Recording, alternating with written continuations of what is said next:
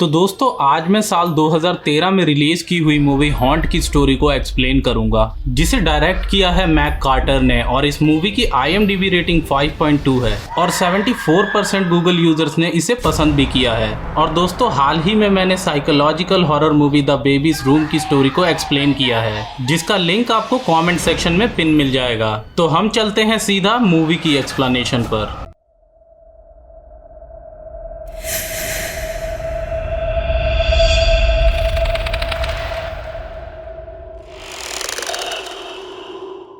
Movie की शुरुआत में हमें एक आदमी को दिखाया जाता है जिसका नाम फ्रैंकलिन था। फ्रैंकलिन काफी ज्यादा डरा हुआ होता है और वो कुछ दवाइयां खा रहा होता है। वो एक रेडियो जैसे डिवाइस को चालू करता है और बोलता है कि क्या यहाँ पर कोई है। असल में वो अपने मरे हुए बच्चों की आत्माओं से बात करने की कोशिश कर रहा होता है। तभी उसके बच्चे बोलते हैं कि वो आ गई है और धीरे धीरे डिवाइस से काफी ज्यादा आवाजें आने लगती हैं। फ्रैंकलिन को कुछ भी ठीक से समझ नहीं आ रहा होता। तभी डिवाइस से एक छोटे बच्चे के रोने की आवाज आने लगती है और तभी एक साया आकर फ्रैंकलिन के गले पर काट लेता है और वो साया फ्रैंकलिन को पोजेस कर लेता है। फ्रैंकलिन अपने आप को रोकने की बहुत कोशिश करता है, लेकिन वो साया जबरदस्ती उसे सीढ़ियों के पास लाकर वहां से गिरा देता है, जिसके बाद फ्रैंकलिन की मौत हो जाती है। अब कहानी फ्लैशबैक में जाती है। यहाँ हमें बताया जाता है कि कुछ सालों पहले एक फैमिली नए घर में शिफ्ट होती है और उस फैमिली में 5 मेंबर थे, जिसमें जैनेट और फ्रैंकलिन हस्बैंड वाइफ थे और उनके 3 बच्चे थे, जिनमें 2 लड़कियां और 1 लड़का।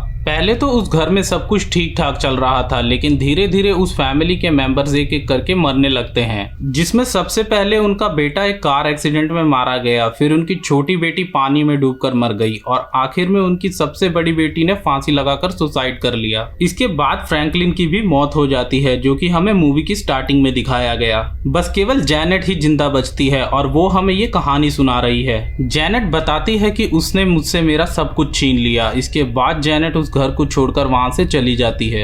आसपास के लोगों और साथ ही अखबारों ने इन सभी घटनाओं के कारण उसे द मोरेलो कर्स का नाम दिया। अब कहानी प्रेजेंट में आती है और हमें एक फैमिली को दिखाया जाता है जो कि उसी घर में रहने के लिए आए होते हैं। वहां पर आते ही उन्हें एक रियल एस्टेट एजेंट उन्हें उस घर के बारे में सब कुछ बता देती है, लेकिन वो एक मॉडर्न फैमिली थी और उन्हें भूत प्रेत में ज्यादा यकीन नहीं था, इसीलिए वो उस घर में रहने के लिए तैयार हो जाते हैं। इस फैमिली में भी 5 मेंबर होते हैं, बिल्कुल मोरेलो फैमिली की तरह। एमिली और एलन जो कि दोनों हस्बैंड वाइफ थे और उनके 3 बच्चे इवान, सारा और अनीता। इवान जब अपने रूम को देख रहा होता है तो उसकी बहन सारा वहां आ जाती है और वो भी उससे बात करते हुए उस रूम को चेक करने लगती है।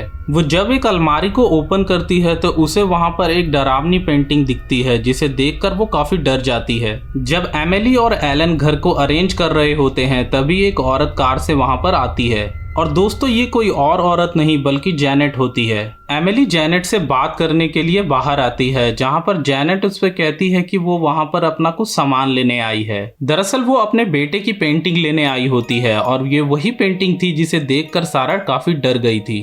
वो उस रूम में जाती है जहां पर वो पेंटिंग रखी हुई थी और उस रूम में इवान भी बैठा होता है। वो इवान से उस पेंटिंग के बारे में पूछती है तो इवान बताता है कि वो पेंटिंग अभी भी उस अलमीरा में है, जिसके बाद जैनेट वहां से वो पेंटिंग लेकर चली जाती है। अब सीन वहां से शिफ्ट होता है और हमें एक आदमी को दिखाया जाता है जो कि अपनी बेटी को मार रहा होता है। रात होने पर जब वो सो जाता है तो वो लड़की वहां से बाहर निकल जाती है। दूसरी तरफ हमें इवान को दिखाया जाता है जो कि घर पर थोड़ा बोरिंग फील कर रहा था, इसीलिए वो बाहर कहीं घूमने के लिए निकल पड़ता है। जब वो जंगल में टहल रहा होता है तो उसे वहां पर किसी के रोने की आवाज आती है। वो देखता है कि एक लड़की एक जगह पर बैठकर रो रही होती है।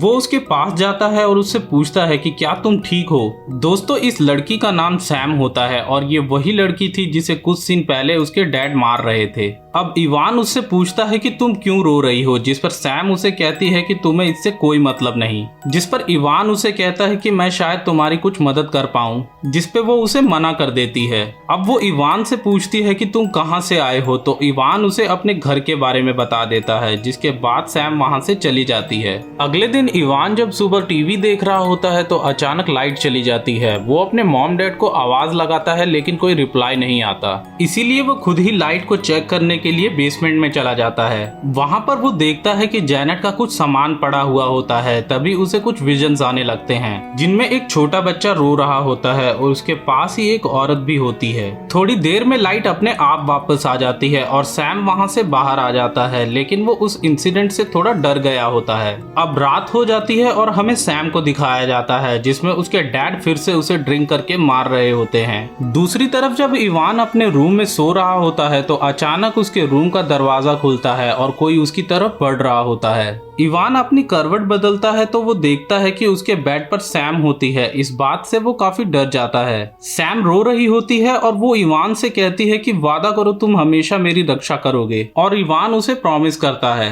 अब वो दोनों सो जाते हैं। रात में सैम को भी सपने में उसी बच्चे की रोने की आवाज आती है और साथ ही उसे अपने सपने में उस बच्चे की मॉम और जैनेट भी दिखते हैं, जिसमें जैनेट उस औरत को बच्चे की केयर कैसे करनी है उस बारे में बता रही होती है। अब सुबह हो जाती है और इवान की छोटी बहन उसे नाश्ते के लिए बुलाने आती है। इवान अब सैम को लेकर नीचे आता है और घर में सबसे इंट्रोड्यूस करवाता है। इसके बाद सैम वहां से चली जाती है। अब रात हो जाती है। इवान अपने बैकयार्ड में जो पूल होता है वहां पर बैठकर स्मोक करने लगता है। तभी सैम वहां पर आ जाती है और वो भी उसके साथ स्मोक करने लगती है। ये दोनों जब बात कर रहे होते हैं तभी इनके पास से एक साया गुजरता है, जिसके बाद सैम उसे कहती है कि चलो मेरे साथ, मैं तुम्हें कुछ दिखाती हूँ। और ये कहकर वो इवान को उसके रूम में जो छोटा सा कमरा होता है उसमें ले आती है।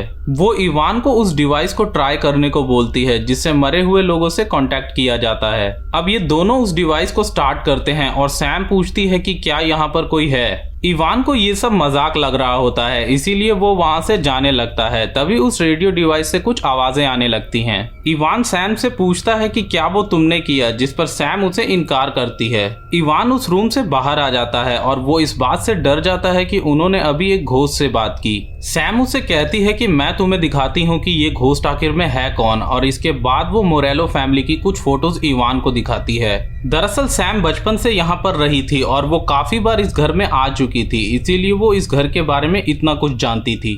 अब ये दोनों सोने के लिए अपने रूम में आ जाते हैं, जहाँ पर सैम इवान को अपनी मॉम के बारे में बताती है कि उसकी मॉम उसे बचपन में ही छोड़कर चली गई थी, इसीलिए उसके डैड ने ड्रिंक करना शुरू कर दिया और उसे मारने लगे। सुबह होने पर हमें इवान को दिखाया जाता है जो अपनी बहन से सैम के लिए कपड़े लेने जाता है। जब वो कपड़े लेकर वापस आ रहा होता है तो वो देखता है कि उसकी छोटी बहन किसी से बात कर रही होती है, लेकिन वहाँ पर कोई भी नहीं होता। इवान उससे पूछता है कि क्या तुम ठीक हो, जिस पर उसकी बहन उसे नॉर्मल जवाब देती है कि हाँ वो बिल्कुल ठीक है। अब इवान वहाँ से चला जाता है। इवान के जाते ही हमें वहाँ पर एक छोटे बच्चे का घोस्ट दिखाया जाता है। इवान अब सैम को कपड़े देकर अपनी बहन के पास वापस आ जाता है और उसे रात के उस डिवाइस वाले इंसिडेंट के बारे में बताता है, जिस पर उसकी बहन कहती है कि मैंने भी लोगों से इस घर के बारे में बहुत कुछ सुना है, जैसे कि डोर्स का अपने आप खुल जाना और अजीब अजीब सी आवाजें आना। दूसरी तरफ सैम अब नहा रही होती है। तभी उसे ऐसा लगता है कि जैसे उसके बाथरूम में उसके अलावा कोई और भी है।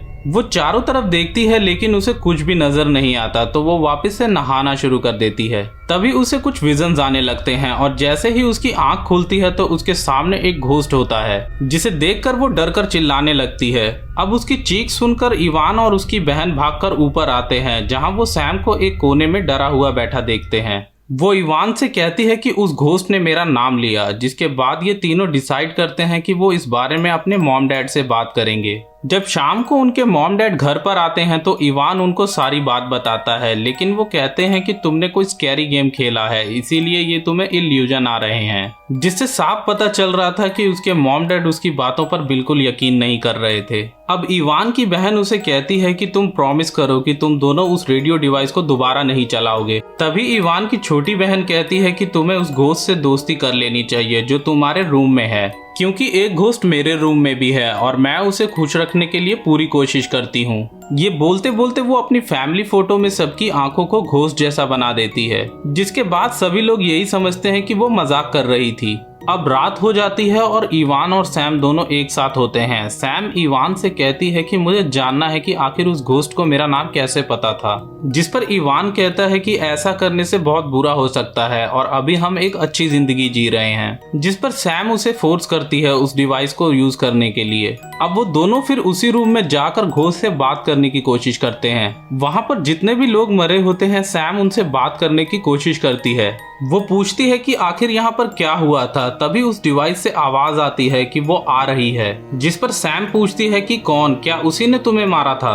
तभी उस डिवाइस से एक बार फिर से आवाज आती है कि वो आ चुकी है। ये कहते ही वो डोर अपने आप लॉक हो जाता है और वो दोनों काफी बुरी तरह से डर जाते हैं, जिसके बाद वो वहां से भागने की कोशिश करते हैं, लेकिन वो घोस्ट इवान को पोजेस कर लेता है। सैम अब तक भागकर घर से बाहर पहुंच गई थी। वो देखती है कि इवान उसके साथ नहीं था, इसीलिए वो वापस घर के अंदर आती है। वो धीरे धीरे सीढ़ियों पर चढ़ रही होती है, तभी उसे इवान दिखाई देता है, जो कि सुसाइड करने के लिए विंडो पर चढ़ रहा होता है। ये देखते ही सैम भागकर विंडो को बंद कर देती है। तभी इवान सैम पर अटैक कर देता है, क्योंकि वो पूरी तरह से घोस्ट के पोजेशन में था। वो सैम का गला दबाकर उसे मारने ही वाला होता है। तभी सैम पास में रखे हुए लैंप को उसके सर पर मारती है, जिससे वो बेहोश हो जाता है। अब सैम वहां से चली जाती है और वो घोस्ट भी इवान की बॉडी को छोड़कर बाहर निकल जाता है। अगली सुबह इवान सैम से मिलने के लिए उसके घर जाता है, तो वो सैम को बोलता है कि हमें जेनेट से मदद लेनी चाहिए, शायद वो कुछ काम आ जाए। सैम उसे कहती है कि अब उसे डर लग रहा है कि कहीं वो घोस्ट उसे नुकसान ना पहुंचा दे, जिस पर इवान उसे कहता है कि हमने ही इसे शुरू किया था और हम ही इसे खत्म करेंगे। इसके बाद वो दोनों जेनेट के घर जाते हैं और उसे सारी बात बताते हैं। तो जेनेट उसे कहती है कि जाओ और जाकर उस रेडियो डिवाइस को जला दो। वो दोनों घर वापस आकर उस डिवाइस को जला देते हैं और उस छोटे कमरे को भी पूरी तरह से बंद कर देते हैं। अब इन दोनों को लगता है कि सब कुछ ठीक ठाक हो गया है। वो दोनों किस करने में बिजी होते हैं, तभी एक कॉल आता है, जो कि अपने आप ही आंसर हो जाता है, जिसमें इवान के डैड ये बोल रहे होते हैं कि आज वो घर नहीं आ पाएंगे। जब रात में वो दोनों सो रहे होते हैं तो इवान को कुछ विजन्स आते हैं, जिनमें उसे दिखता है कि जेनेट ने किसी औरत को मारा होता है और वो उसके हस्बैंड फ्रैंकलिन के साथ उसकी लाश को उसी छोटे रूप में दफना देती है। ये देखते ही इवान की आंखें खुल जाती हैं और वो करवट बदलकर सैम को सहलाने लगता है। तभी अचानक से कोई इवान के पीछे आ जाता है। जब इवान पीछे देखता है तो वहाँ पर सैम एक हथौड़ी लेकर खड़ी होती है। इवान डर कर जल्दी से बेड से उतरता है। वो देखता है कि वहाँ पर एक घोस्ट होती है। वो दोनों वहां से भागने की कोशिश करते हैं, लेकिन डोर अपने आप ही बंद हो जाता है और वो घोस्ट धीरे धीरे कर उनके पास आ रहा होता है। इवान डोर खोलने की बहुत कोशिश करता है, लेकिन उससे डोर नहीं खुलता।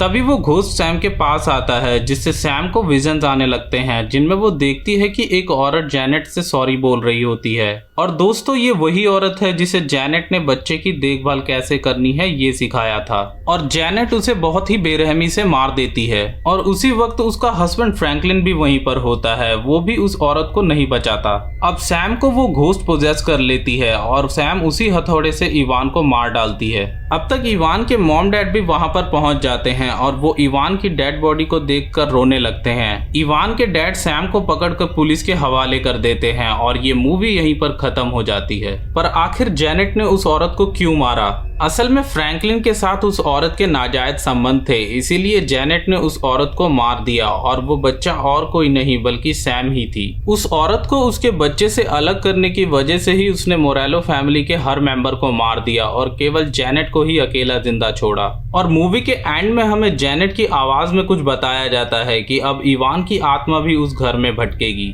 तो दोस्तों, ये था हिंदी एक्सप्लेनेशन हॉन्ट मूवी का। तो आशा करता हूँ दोस्तों आपको मूवी का एक्सप्लेनेशन पसंद आया हो। वीडियो पसंद आई हो तो वीडियो को लाइक कर दें और चैनल को सब्सक्राइब कर दें। तब तक के लिए मैं मिलता हूँ आपसे नेक्स्ट वीडियो में।